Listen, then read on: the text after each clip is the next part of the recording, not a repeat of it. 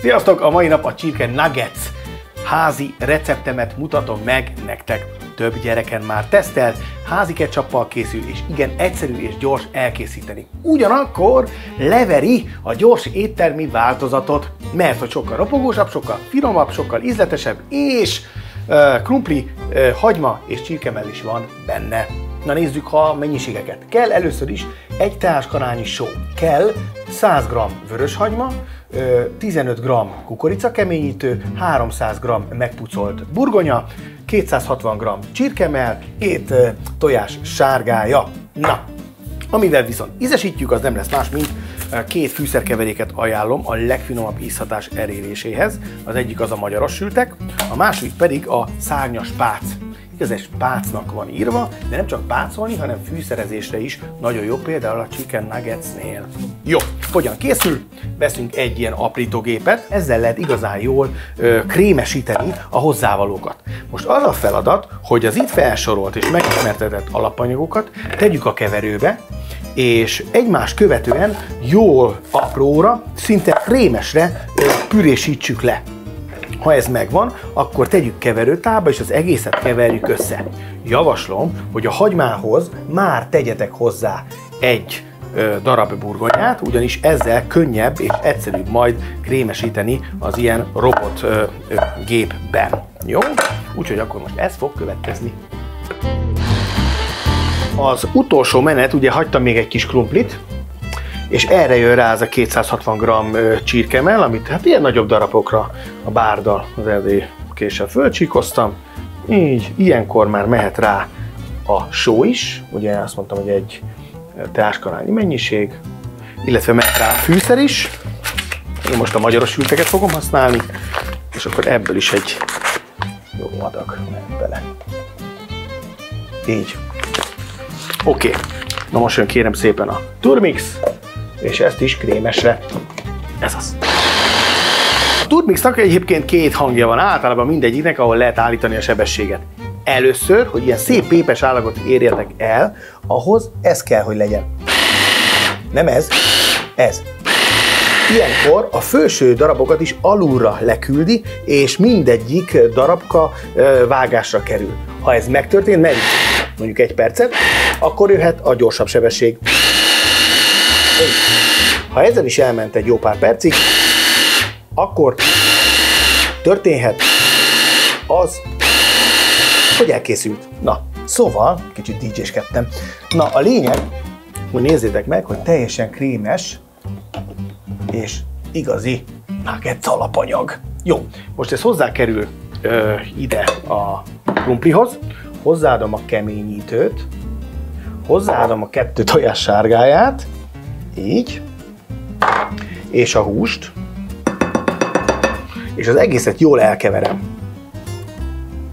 Illetve megkérek valakit, hogy keverje el. Kisfiam, Nándi, itthon vagy? Edzés után jó lesz ez a nuggets? Igen, jó lesz. Oké. Jó alaposan összedolgozni, aztán pedig jöhet a formázás. Keverés után egyébként érdemes állni hagyni egy ilyen 10-15 percet, hogy a keményítő jó magába szívjon minden nedvességet, és aztán lehet sütni. Na, összekevertem, állni is hagytam, viszont nézzétek meg, hogy azért eléggé folyékony még a massza. Na, ha ez van, akkor az nem a te hibád és nem a recept hibája, hanem hogy a krumpli nedvesség tartalma, mert ezeknek az új krumpliknak majd sokkal nagyobb, ezért akkor hozzá kell küldeni még egy dupla mennyiséget, tehát 30 g keményítőt, tehát akkor így összesen most már 45 g lesz benne, jó? És inkább dolgozatok 45-tel, mert ugye ez az öreg krumplira volt ez a recept, a zsenge krumplira, mivel több a nedvességben, de 45 g kukorica keményítő kell, jó? Úgyhogy ezzel most szintén átdolgozom, állni hagyom, és jöhet a szaggatás. Na kérem szépen, akkor itt van a nuggets alapanyag, most már megszívta magát, és hát jól formázható.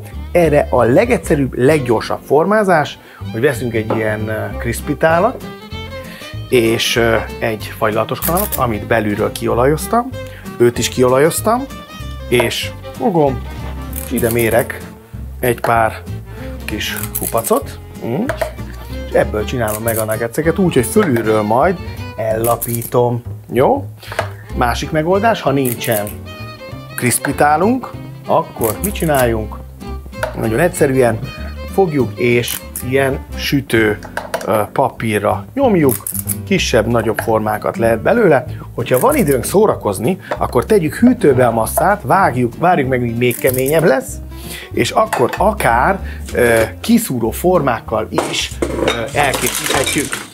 Attól függ, hogy éppen ugye milyen alkalom ez az én gyűjteményem, tehát ezzel is nagyon jó dolgokat lehet kiformázni, például dinoszauruszra is meg lehet formázni. Jó? Tehát a lényeg, hogy tegyük vagy így, vagy úgy. Lapra fogjunk egy kanalat, és ha azt is megkentük fölülről olajjal, akkor csak annyit csináljunk, hogy lapítsuk ki. Így. És akkor így lesz belőle nuggets. Van benne csirke, ugye krumpli. Már csak annyi dolgunk van, hogy berakjuk a sütőbe. Hogyha ilyen crispy sütőnk van, akkor crisp funkció, és körülbelül 10 perc. Hogyha hagyományos sütőnk van, akkor 180 fok, és egy olyan 25 perc. Az a lényeg, hogy alulról fölülről szép piros legyen. A lényeg, hogy ha esetleg egyik sincs, akkor még mindig ott van a bő olaj. Csak most pont a bő olajat szerettem volna elkerülni, hogy bő olaj nélkül is lehet nagyon finom és ízletes, ropogós csirkefalatokat készíteni. Nézzétek meg! Így van, hogyha kitálaljuk, megtálaljuk középre a jó nagy adag mártogatós házi ketchup, de lehet rendes ketchup is. A lényeg, hogyha fogom és fölvágom nektek, nézzétek, akkor a belseje, ebbe tudjuk, hogy mennyi krumpli van, mennyi csirkemell, úgyhogy jó szaftos, kívül ropogós, és akkor csak annyi a dolgunk, hogy belemártani, így szépen, és már mehet is. Próbáljátok ki, feltétlen!